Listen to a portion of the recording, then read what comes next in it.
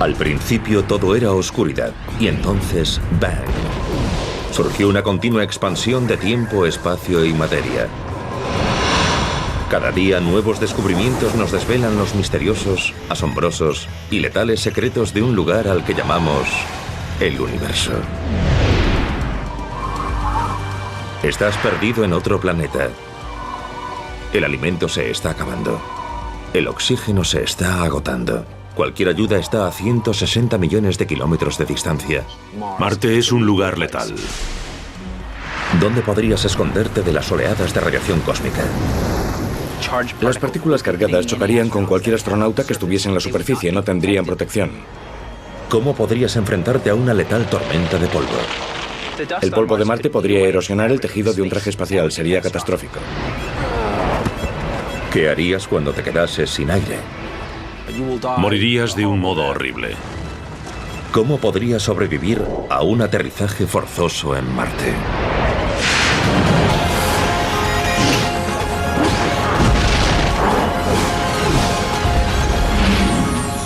El universo. Aterrizaje forzoso en Marte.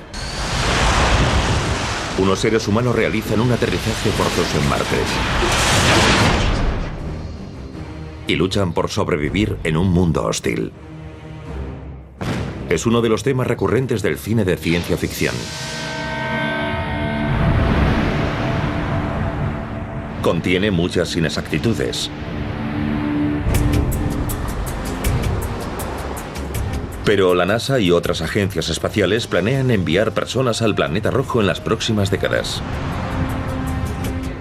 Así que deberán tomarse en serio cuestiones como un posible aterrizaje forzoso y la supervivencia en Marte. Pensemos en lo que intentamos hacer, enviar una misión a Marte, a un lugar y a un entorno desconocido. Si una cosa sale mal,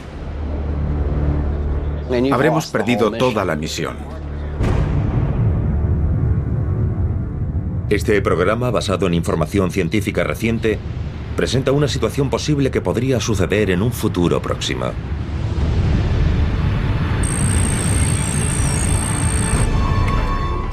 Imaginemos que un equipo internacional ha sido seleccionado para explorar Marte y preparar el establecimiento de una base permanente. En las viejas películas eran tripulaciones valientes, bien preparadas y resolutivas. En eso sí acertaron. Al reunir un pequeño grupo de personas para formar la tripulación, no una gran comunidad, sino unas pocas personas concretas, su selección es muy importante. ¿A quién enviaríamos a Marte? Pues no a alguien que fuese bueno en muchos campos, pero no fuese el mejor en ninguno. Formaríamos la tripulación con los mejores en varios campos. El campo más importante sería la mecánica. Escogería qué dos de los 4 miembros de la tripulación serían seleccionados, principalmente por su habilidad para arreglar cosas. Tras la faceta mecánica, lo más importante serían los científicos de campo, personas cualificadas para interpretar indicios geológicos como hallar fósiles o lugares donde perforar en busca de agua. En la terminología de Star Trek, 2 Scottis y 2 Doctores Spock. Pero las viejas películas se equivocaban en algo. 2. La idea de que el hombre viajará a Marte en una sola nave espacial de morro puntiagudo. A diferencia de lo que hemos visto en el cine de ciencia ficción, es más barato y eficaz enviar gran cantidad de material a Marte en diferentes naves espaciales.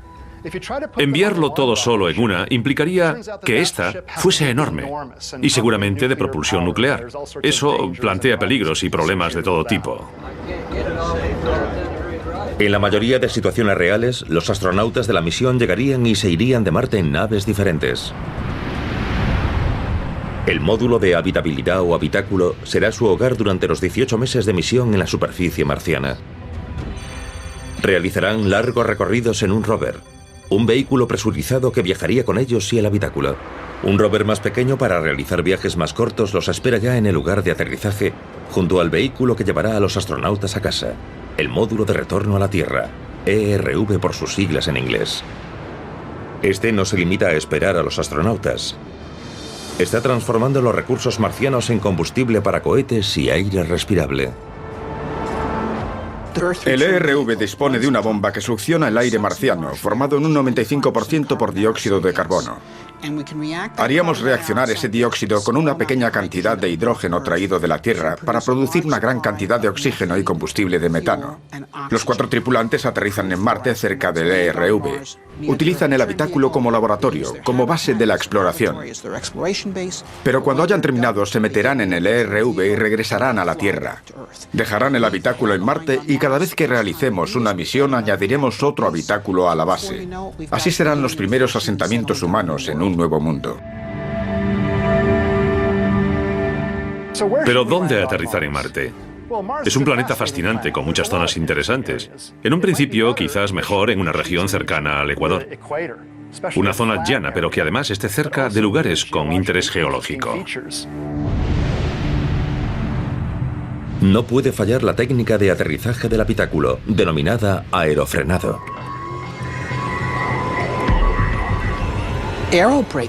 Consiste en utilizar la fricción de la atmósfera marciana para desacelerar la nave.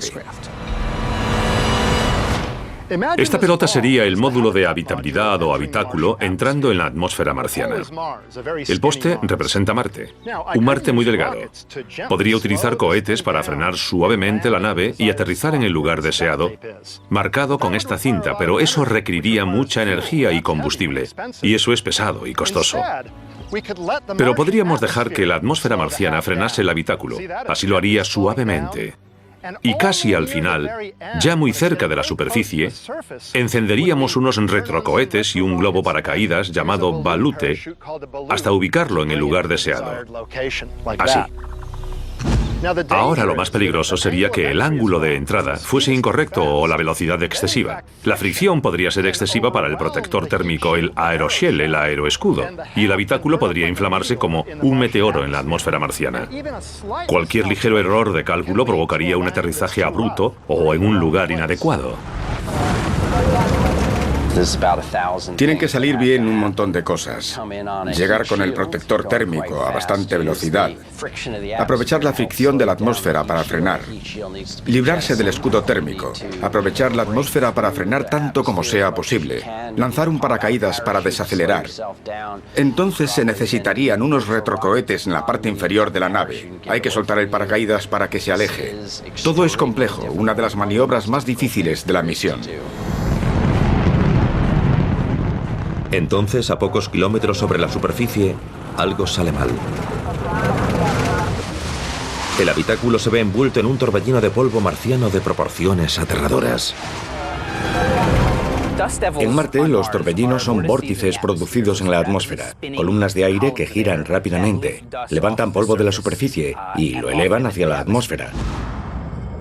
En la Tierra, esos torbellinos de polvo solo se elevan unos cientos de metros, pero en Marte pueden alcanzar 5 o 6 kilómetros de altura. Son unas estructuras inmensas. El torbellino de polvo envuelve el habitáculo desviándolo peligrosamente de su curso. Desde Texas a Kazajistán hay estaciones de seguimiento controlando el descenso, pero Marte está muy lejos. Las transmisiones tardan 18 minutos en llegar desde el habitáculo hasta la Tierra. Cuando llega la señal que informa de que el habitáculo tendrá que realizar un aterrizaje forzoso, los astronautas ya han aterrizado. Pero, ¿dónde? ¿Están vivos o muertos? Tanto durante el lanzamiento como durante el aterrizaje, solo podemos hacer una cosa: rezar.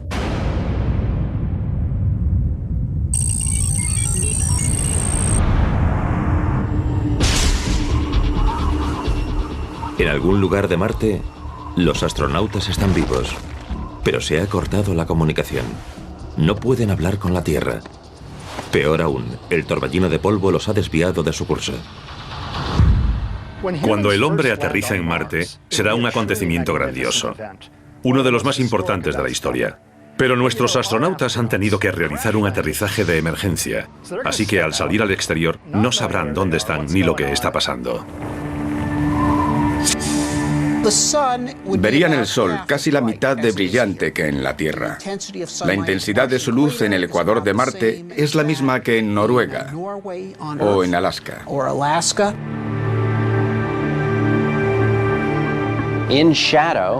En Marte todo tendría un tono amarillento pardo rojizo, y solo las cosas que recibiesen luz solar directa mostrarían su verdadero color. Eso se debe a que la luz rebota entre las partículas de polvo rojizo. Será una visión maravillosa, pero no podrán disfrutarla durante mucho tiempo. Deben averiguar dónde están, cómo ponerse a salvo y qué hacer. Sin instrumentos, ¿cómo pueden saber en qué lugar de Marte se encuentran? Los astronautas del siglo XXI recurren a una antigua técnica, la navegación astronómica. Las órbitas de las lunas de Marte, Phobos y Deimos, son ecuatoriales. Salen por el este y se ponen por el oeste. En su cénit, la distancia que separe a los astronautas de la perpendicular les diría lo lejos que están del ecuador. Y comparando el momento en que salen y se ponen con un almanaque náutico que podrían llevar en su ordenador, sabrían a qué longitud se encuentran. Los resultados son pésimos. Han aterrizado en la mitad oriental del mayor cañón del Sistema Solar. El Valles Marineris fue descubierto en 1971 por la sonda Mariner 9, a la que debe su nombre, y está situado justo al sur del ecuador marciano. Es varias veces más profundo que el Gran Cañón y tan extenso como los Estados Unidos.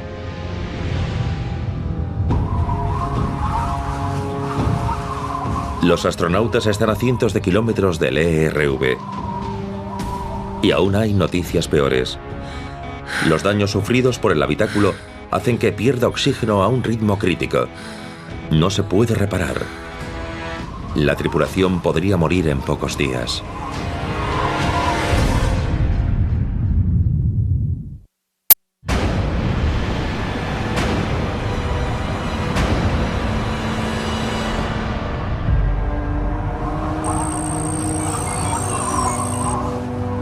Esto podría ocurrir en un futuro cercano. Los primeros seres humanos en Marte se han desviado cientos de kilómetros de su ruta y se encuentran en el fondo del gigantesco Valles Marineris. No pueden comunicarse con la Tierra y su dañado módulo de habitabilidad pierde aire. Marte aparece en casi todas las películas como un planeta con una atmósfera respirable, al menos en una de sus regiones, para que los actores puedan quitarse los cascos. Pero en realidad su atmósfera se compone de dióxido de carbono en un 95%. Y es tan tenue como la atmósfera terrestre a 30.500 metros de altura. Sorprende lo extendida que está esa visión romántica de Marte, como si se pareciese a los estados de Utah o California. La verdad es que es un lugar letal.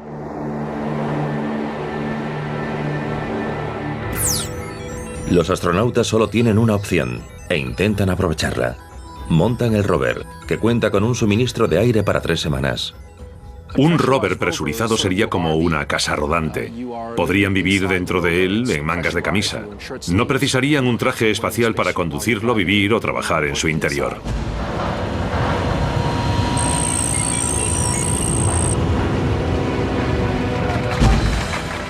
El rover funciona, y también su sistema de comunicaciones.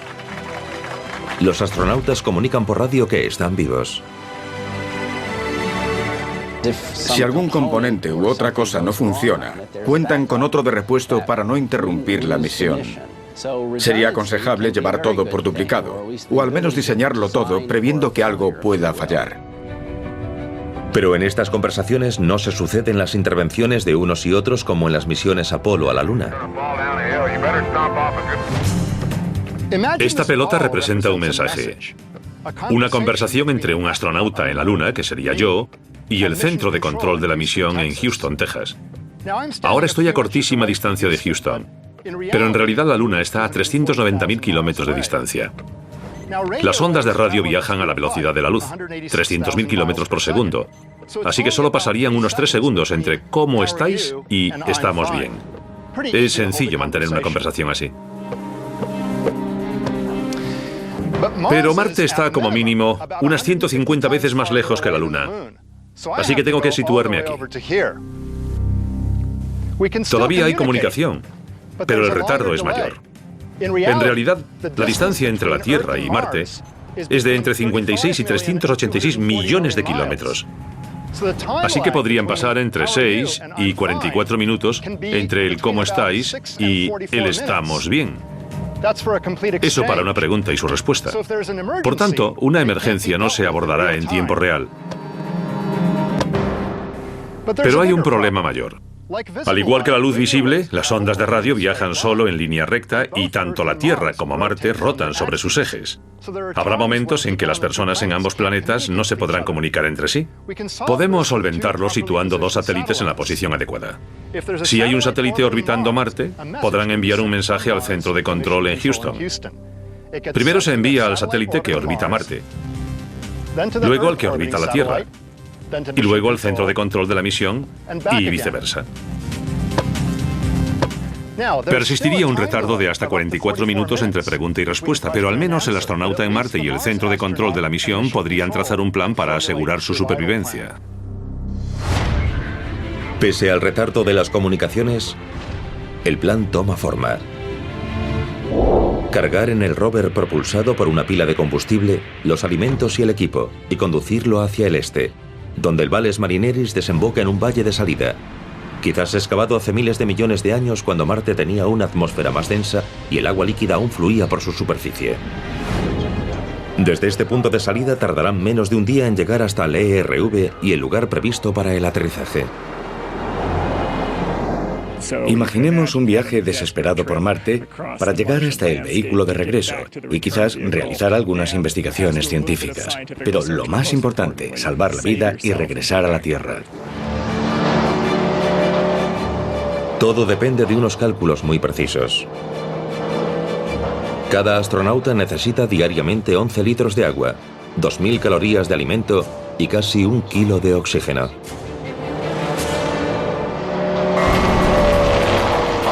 Los aparatos destinados a su supervivencia podrían ayudarlos. Pueden conseguir agua en Marte utilizando equipos disponibles en el rover.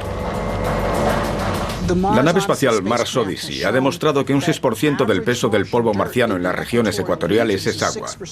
Sería posible conseguir agua de él. Habría que coger un poco y ponerlo en un recipiente como una olla a presión y calentarla hasta los 150 grados. Así conseguirían agua.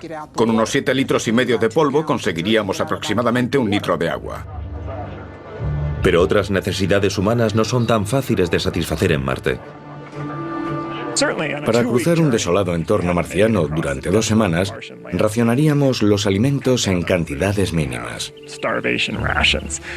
Podríamos hacer lo mismo con el agua, pero el aire es imprescindible minuto a minuto. No puedes racionar la cantidad precisa para sobrevivir un determinado periodo de tiempo.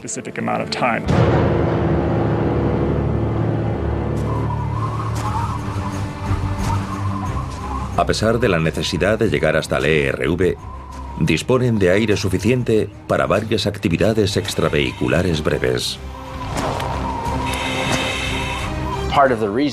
Una razón para enviar personas a Marte sería realizar experimentos científicos. Obviamente recogerían muestras y las analizarían para comprender ese entorno, cuándo se formaron las rocas y ese tipo de cosas. Los astronautas utilizarían gran variedad de herramientas, martillos, lupas, espectrómetros de varios tipos, máquinas para realizar análisis químicos.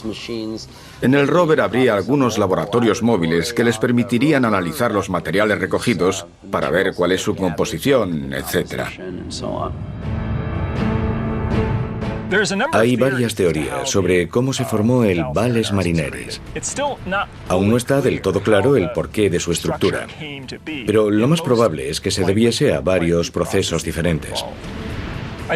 Llegar allí y realizar geología de campo es esencial para comprender los procesos que esculpieron su relieve complejo.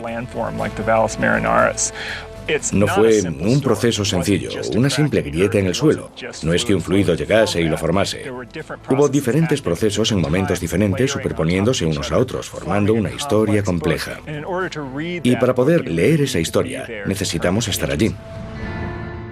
El Valles Marineris lo componen muchas zonas diferentes.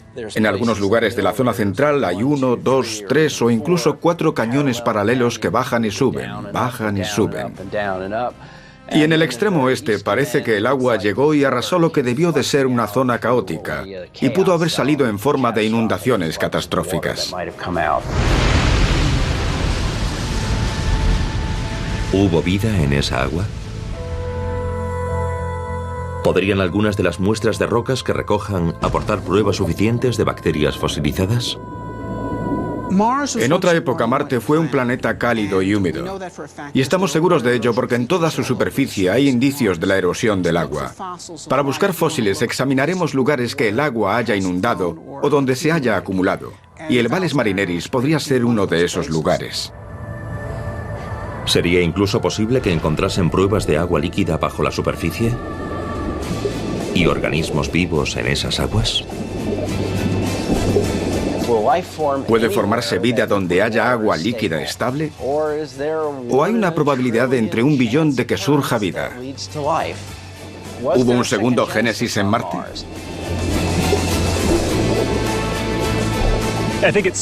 Es posible que haya actividad bacteriana en Marte, pero no absolutamente seguro. Es una cuestión científica que despierta mucho interés. Una de las más fascinantes de la ciencia del sistema solar.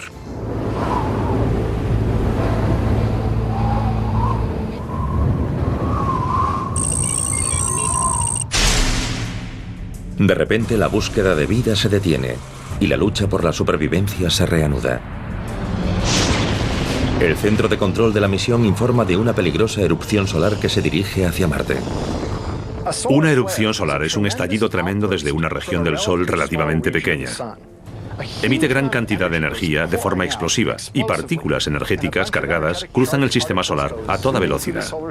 Pueden interactuar con las células y dañarlas. Además producen radiación electromagnética de alta energía, como los rayos X, que también nos puede hacer daño. Así que bang y otro bang poco tiempo después. El campo magnético de la Tierra nos protege de los peores efectos de las erupciones solares. Pero Marte perdió su campo magnético hace 4.000 millones de años. Tras presenciar una erupción solar desde la Tierra, avisaríamos a los astronautas de Marte. No respecto al fogonazo electromagnético, porque nuestra señal de advertencia viajaría a la misma velocidad que el fogonazo del Sol, pero sí advertirles de la avalancha de partículas cargadas. Estas, cargadas de alta energía, pueden viajar a la mitad de la velocidad de la luz. El habitáculo dispone de una cámara a prueba de radiación, pero ahora está demasiado lejos. Mientras los trajes espaciales de los astronautas los protegen de los rayos X de la erupción solar, tienen solo unos minutos para buscar refugio antes de que la segunda oleada de la erupción se estrelle contra Marte.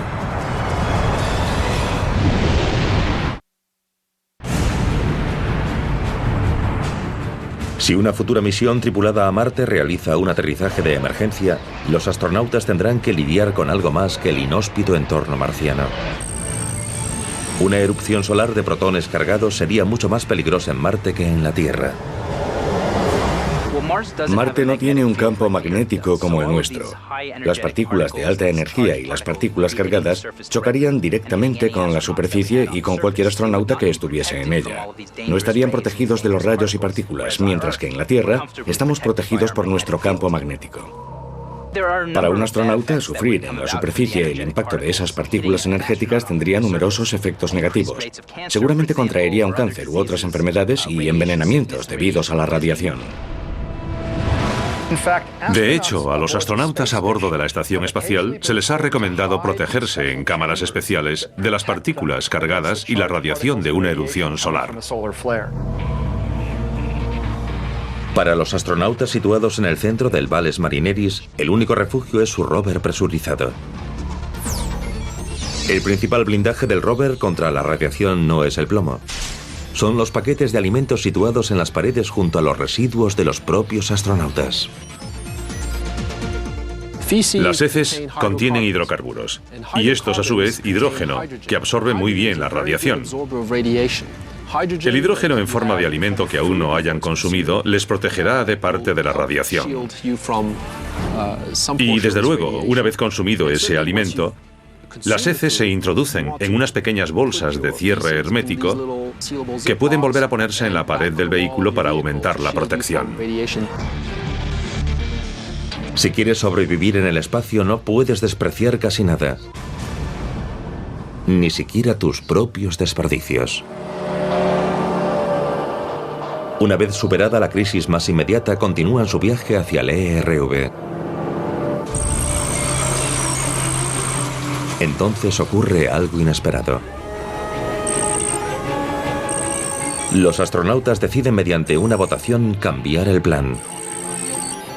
En lugar de utilizar el ERV para regresar a la Tierra 500 días antes de lo previsto, se quedarán y completarán la misión.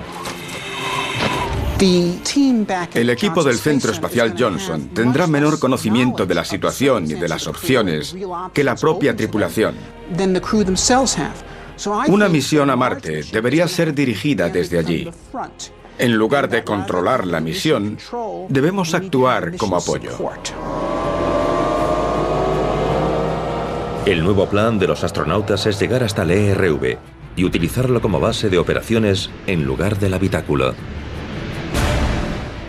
Es mucho más pequeño que el habitáculo, pero dispone de suministro de energía y puede conseguir más oxígeno. El equipo podría ir hasta el ERV, vivir en él y trabajar en el exterior.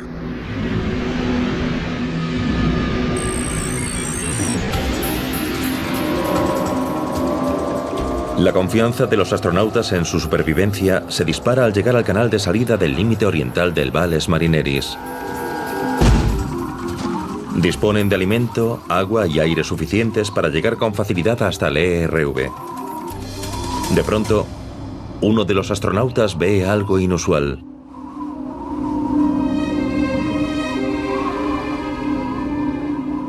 Una capa expuesta de roca que parece contener algo denominado estromatolitos.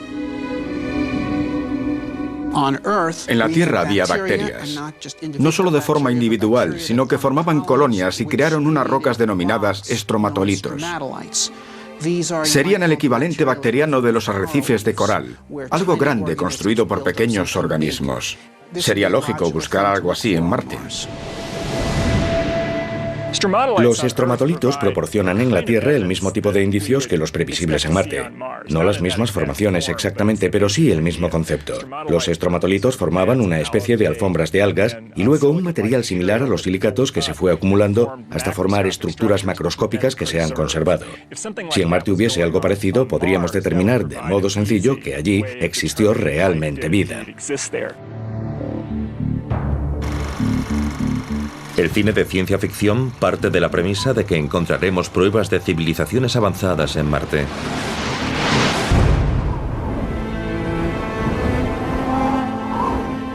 En Marte no hay ciudades o grandes estructuras. Pero los astronautas podrían encontrar pruebas de vida. Aunque no sean más que fósiles de bacterias. Intentan arrancar el rover cargado con las muestras de roca. Pero no avanza. Una de sus ruedas se ha atascado. Los astronautas no consiguen liberarla. La arena marciana podría ser la peor trampa mortal. Y no me sorprendería que en futuras expediciones perdiésemos algunos equipos al realizar en su rover presurizado largas travesías sobre ella. Calculan la distancia que los separa del ERV. ¿Podrían llegar a pie hasta su refugio? La botella de un traje espacial llena de aire solo durará 12 horas. Y deben caminar 30 horas sin parar. En la Tierra podemos quedar atrapados al conducir un todoterreno por zonas arenosas, pero evidentemente puedes salir del vehículo y respirar. En Marte no habría esa opción. Si nuestro vehículo se atascase y no pudiésemos liberarlo, moriríamos allí mismo.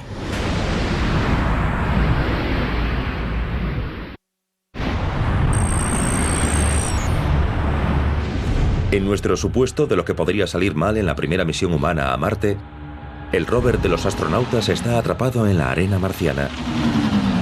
El módulo de retorno a la Tierra, o ERV, está a 160 kilómetros de distancia. ¿Se enfrentan los astronautas a una muerte segura o pueden salvarse de nuevo utilizando una tecnología preindustrial? El equipo ha quedado atrapado y necesita que al menos una persona recorra una distancia considerable para conseguir otro vehículo, regresar y rescatar al resto. ¿Podrían hacerlo utilizando globos? Es posible. Un equipo de ingenieros ha realizado pruebas en la Tierra para comprobar si un globo podría transportar al menos a un astronauta por el desierto hasta el ERV. Quizás estirando una membrana sintética de algún tipo y llenarla con el aire circundante, dióxido de carbono. Bastaría con calentar el aire del interior para otorgarle cierta flotabilidad. Se aprovecharía calor del sol, logrando que la membrana absorbiese energía térmica y calentase el dióxido de carbono del interior. Entonces se expandiría, comenzaría a flotar y elevaría el globo. Cualquier balón que fabricásemos para Marte tendría que ser muy grande para compensar la escasa densidad de su atmósfera. La atmósfera de Marte es muy tenue. Tiene menos del 1% de la presión atmosférica terrestre al nivel del mar. Para conseguir una elevación considerable, necesitaríamos un globo enorme. Uno que midiese 10 metros de radio bastaría para elevar a un astronauta vestido con un traje espacial. ¿Pero dispondría la tripulación de un globo tan grande? Seguramente no, pero sí podría disponer de globos más pequeños, utilizados para fines científicos. Deciden llevar a cabo el arriesgado plan. Uno de los astronautas se eleva hacia el cielo marciano utilizando un arnés improvisado. A 1,5 kilómetros de altura, los vientos lo impulsan hacia el ERV a casi 100 kilómetros por hora. En Marte, los vientos predominantes en la superficie suelen soplar de oeste a este, y esa es la dirección a seguir, así que nos favorecen. Un serio problema de esta opción es la distancia a la que nos dejaría de nuestro destino. Pero de lograr una distancia que pudiésemos recorrer a pie, haría falta un poco de suerte. Pero es posible. La gravedad de Marte es solo el 38% de la terrestre. El cine de ciencia ficción suele obviar ese dato, y los astronautas trabajan en la gravedad de Hollywood. La verdad es que, incluso con los pesados trajes espaciales, utilizados durante las actividades extravehiculares, caminar en Marte será más fácil que en la Tierra. Alguien con 70 kilos y con un traje de 90 kilos pesaría 160 kilos. Pero el 38% de ese peso son unos 60 kilos con el traje. Caminar así en Marte le costaría menos que hacerlo con ropa normal en la Tierra. El astronauta consigue descender y llegar a pie hasta el ERV y el rover de 2 plazas. Todo está en perfecto estado. Uno de los astronautas se sube al rover todoterreno, regresa al rover presurizado, lleva a uno de los astronautas hasta el ERV y hace lo mismo un par de veces más hasta que cada tripulante está en un lugar seguro. Ese es el plan. Pero surge un nuevo peligro. Una tormenta de polvo rojo. El Sol parecería menos brillante en el cielo y el polvo aumentaría más y más hasta ver por todas partes una masa de polvo muy espesa en la atmósfera. ¿Pero qué causa esas tormentas de polvo en Marte? Eso es lo que Elisa Abdel Fattah de Anaheim, California, nos preguntó por correo electrónico. Lisa, quizá te sorprenda descubrir que las tormentas de polvo marcianas en realidad las causa la energía del Sol. El Sol calienta el polvo en la superficie y también en la atmósfera de Marte, haciendo que se expanda y se produzcan corrientes de convección. Además, hay diferencias de presión entre una bolsa de aire y otra, y eso causa los vientos. Se levanta y calienta aún más polvo, y la diferencia de presión también aumenta. De ahí las violentas tormentas de polvo. El polvo marciano podría ser muy peligroso para los astronautas por varias razones. Al no haber agua en Marte, los granos de polvo no son lisos y redondeados como los que vemos en nuestras playas. Son muy afilados e irregulares. Cuando los astronautas se mueven, el polvo que levantan queda prendido en el traje espacial. Debido a la fricción, por ejemplo, cuando los astronautas mueven los brazos o las piernas, comienzan a erosionar el tejido del traje espacial. Así se produciría fácilmente una rotura o un desgarro en su traje con resultados catastróficos. A pesar de los riesgos, el astronauta se adentra en la tormenta con el pequeño rover cargado con oxígeno adicional. Y va transportando uno por uno a sus compañeros de tripulación hasta el ERV. Pero a pocos metros del refugio, el polvo abrasivo desgarra una de las secciones del traje del comandante, que queda expuesto al casi vacío de la atmósfera marciana.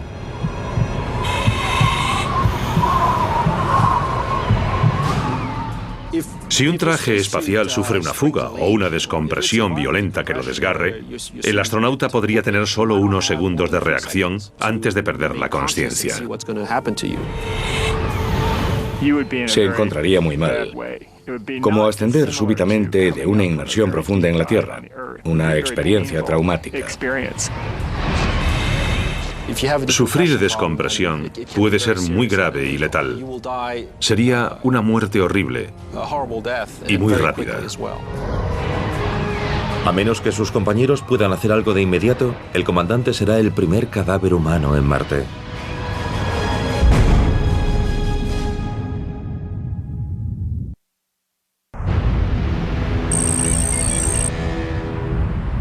En nuestra ilustración de un futuro cercano, los primeros exploradores de Marte han sobrevivido a un accidente casi fatal y a una peligrosa caminata por un planeta hostil.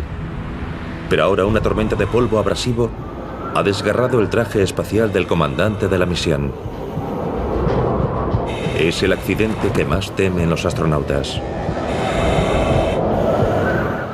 Dispone de unos 10 segundos antes de perder el conocimiento. Lo mejor es exhalar el aire de inmediato, vaciar los pulmones. De lo contrario, se expandirán rápidamente y se desgarrarán. 10 o 12 segundos después de que su traje se desgarrase, el comandante está inconsciente. Su piel adopta un tono azulado. Sus compañeros tienen menos de 90 segundos para introducirlo por la esclusa del ERV y administrarle oxígeno urgentemente antes de que su sangre deje de circular y sus órganos dejen de funcionar para siempre. Tras perder el conocimiento, su única esperanza es que alguien le administre el oxígeno a presión antes de 1 minuto y medio.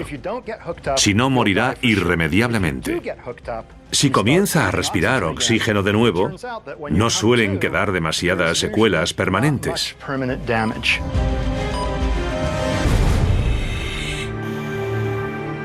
El comandante sobrevive por pocos segundos. A pesar de sus heridas, se recuperará por completo.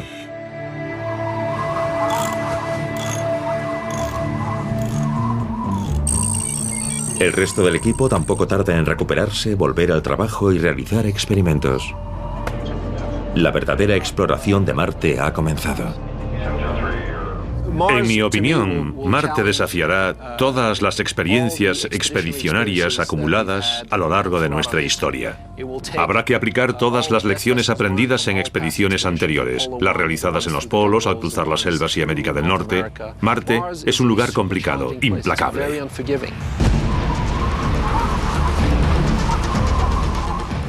Aquí en la Tierra, si algo sale mal, disponemos de aire para respirar y agua para beber. En Marte, si algo sale mal, la situación es inmediatamente mucho más grave. Pero los astronautas han demostrado que pueden adaptarse al entorno marciano.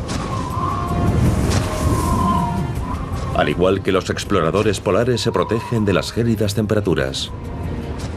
E igual que los exploradores del desierto aprenden a vivir entre el polvo omnipresente. En la Mars Society contamos con un módulo desértico. Allí disponíamos de un microscopio excelente, pero el polvo lo estropeó poco después de su llegada. Sin embargo, otros microscopios mucho menos sofisticados, similares a los que suelen utilizar los estudiantes universitarios, han demostrado ser muy resistentes. En una exploración no llevas un caballo de carreras, sino una mula. No todo es más complicado en Marte que en la Tierra. Los vientos de su superficie, por ejemplo, son moderados. No son lo bastante intensos para poner en peligro a los astronautas o su instrumental. La densidad de la atmósfera de Marte es solo el 1% de la terrestre. Si estuvieses en su superficie y se levantase un viento de 96 km por hora, solo sentirías la fuerza de un viento de 9,6 km por hora. Un anemómetro como este nos ayuda a medir la velocidad del viento. Se trata de un diseño muy simple. Tiene dos cuencos en la parte superior que giran cuando capturan el viento que sopla. Cuenta el número de rotaciones de los cuencos y nos da la velocidad del viento. Es un diseño sencillo, muy parecido al inventado en la década de 1800, salvo por este lector digital. Veamos si sopla algo de viento. Parece que hay algo. Ahí viene una ráfaga. Debido a que la atmósfera es mucho menos densa y llegan hasta el anemómetro muchas menos moléculas de aire, en Marte haría falta un viento de 32 km por hora para sentir lo que se produce en la Tierra, un viento de 3,2 km por hora. El viento a esa velocidad tan solo nos despeina un poco. Para ver lo mismo en Marte, un viento que produjese el mismo efecto soplaría a unos 120 km por hora. Hablaríamos de un huracán.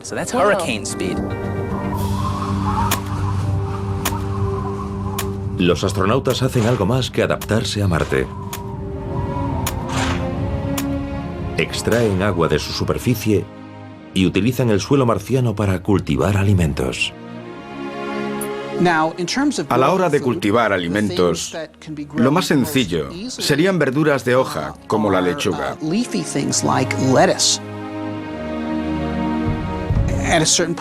Más adelante, lo ideal sería cultivar patatas, que producen gran cantidad de almidón por metro cuadrado de tierra cultivada. Hace un año, 4 seres humanos luchaban por sobrevivir en Marte. Ahora están comenzando a hacer florecer un planeta. Pero esto es solo el comienzo. Desde hace más de un siglo, el cine ha perpetuado la idea y la esperanza de que hay vida inteligente en Marte. No la hay, todavía. Pero en algún momento a finales de este siglo, 2 personas procedentes de la Tierra podrían dar a luz al primer marciano, que podría ser el primero de muchos más. Nosotros seremos los marcianos. Pero eso es el futuro. Para esta primera misión, el tiempo se acaba.